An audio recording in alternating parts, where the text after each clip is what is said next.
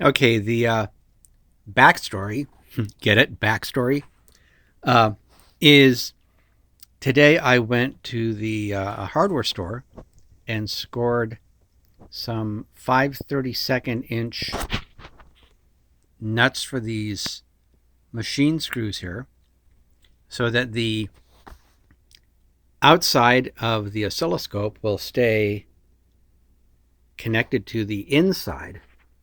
Now I can move it.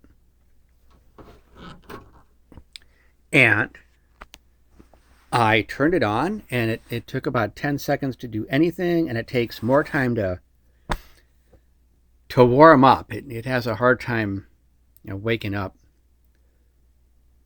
Uh, but after a few minutes, it's displaying like this continually. And all I want to do is show that on channel A, very simple controls here. This is size. If I turn, oh, don't quit on me now. It's not going to quit. It's just taking a rest. There we go. So if I turn, I'm turning position. Okay. Position, look at that. Channel A position going up and down. Now, there are no probes connected to this, so I don't know why channel A is showing anything. I do not know anything about oscilloscopes. I'm learning as I'm going here. But you can see how position can sweep whatever it's detecting all the way top, all the way to the bottom. Come back. There you go. And then if we look closely with size, see the amplitude of whatever it's picking up does get bigger when I turn the size to maximum.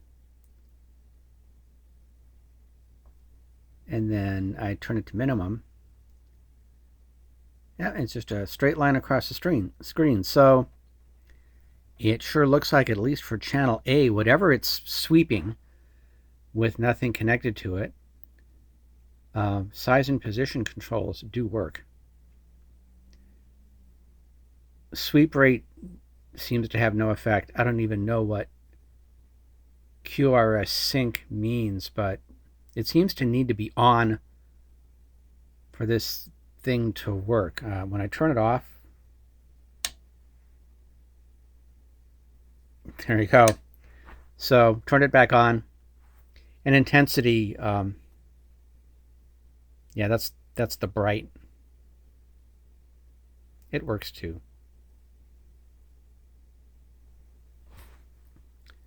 So there we go. This 45-year-old Quinton Instruments medical type oscilloscope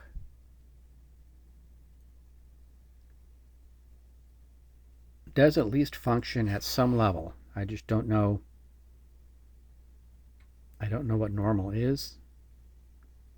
And it comes and goes. And it went. There we go. But then, with nothing connected, why should it